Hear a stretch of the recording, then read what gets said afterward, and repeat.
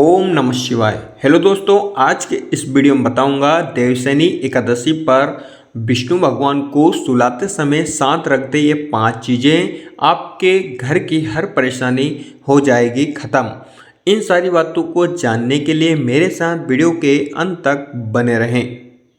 देवशनि एकादशी पर व्रत रखा जाता है और विधि विधान से पूजा करने के बाद भगवान विष्णु को शयन करवाया जाता है।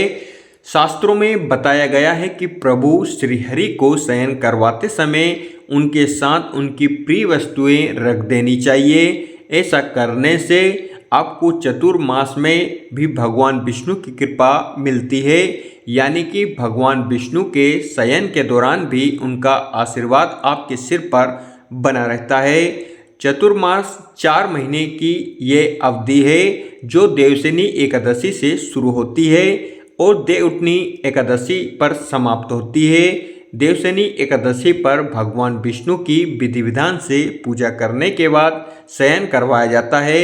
देवशनि एकादशी पर भगवान की प्रिय वस्तुएं उनके साथ रख देने से उनकी कृपा सदैव अपने भक्तों पर बनी रहती है और उनके किसी काम में बाधा नहीं आती है।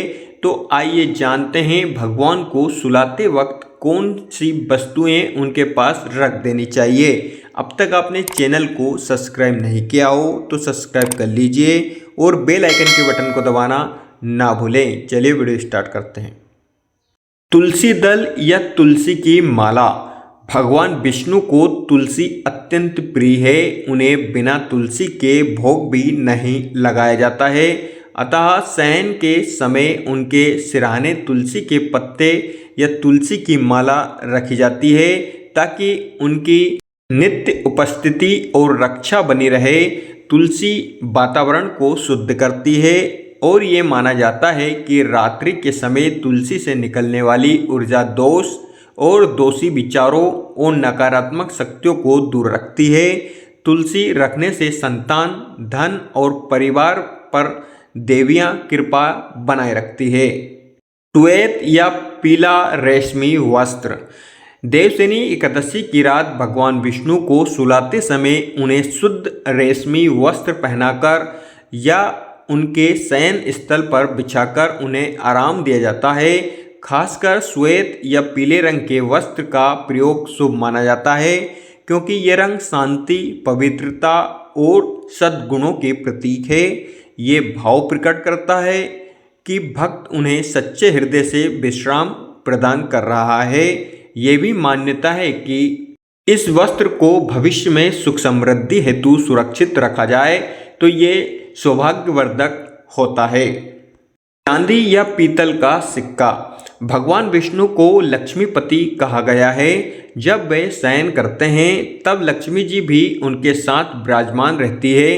इसीलिए एकादशी की रात चांदी या पीतल का शुभ सिक्का पीले वस्त्र में लपेटकर विष्णु जी के पास रखना धन आगमन और आर्थिक स्थायित्व का संकेत माना जाता है। ये सिक्का यदि साल भर पूजा स्थान में रखा जाए तो वे घर में लक्ष्मी की उपस्थिति को बनाए रखता है और अचानक धन हानि की आशंका दूर करता है।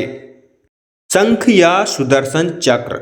विष्णु जी के प्रमुख आयुधों में शंख और चक्र है जिनका धार्मिक और आध्यात्मिक महत्व अत्यंत गहरा है।